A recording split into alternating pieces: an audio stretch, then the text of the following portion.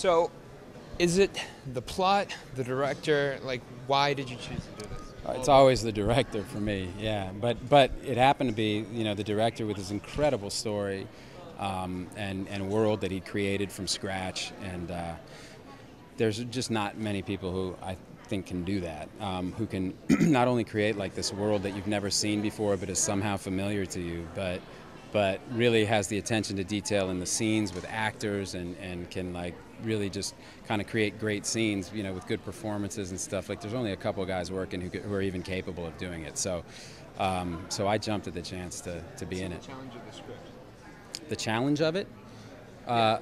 Like, how you can make movies that you say people can't make. Well, I mean, just the level of detail involved in first of all, you have to be able to imagine a world like this. I mean, the level of detail, and it makes sense. Like the orbital habitat itself is based on some NASA convention from the 70s where the Stanford torus was the winning idea of like centrifugal gravity, and here's how it would work. And like Neil literally has read so much about all of this stuff that, it's somehow gone into his brain and simmered there, and suddenly this whole idea for this whole world and this whole futuristic kind of dystopian fantasy just kind of comes out of him. So there's that kind of thinking, and then the kind of thinking that like in the actual moment of shooting a scene can look at a performance and go, I believe that or I don't believe that, and whether that's intuitive or whether that's whatever it is, like, that there aren't many people who can kind of do all of that, I don't think anybody's trying to give him a I mean, I think,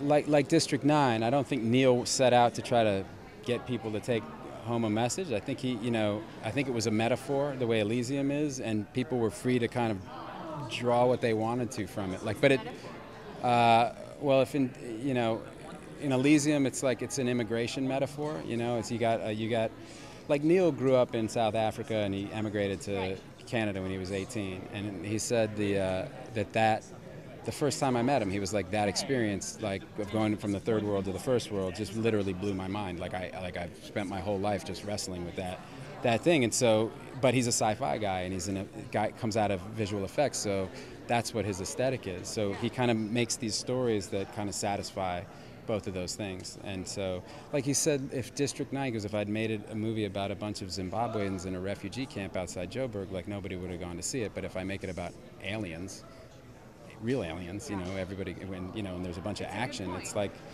and so I think a lot of people would tell you who saw District 9 would say, it's not a metaphor for anything, it's just this cool movie about, you know what I mean? So it's not, so I don't think Neil's going like, well, you have to think about things in terms and then correlate it back to our lives today. I think he just makes it, and people are free to take from it what they want to,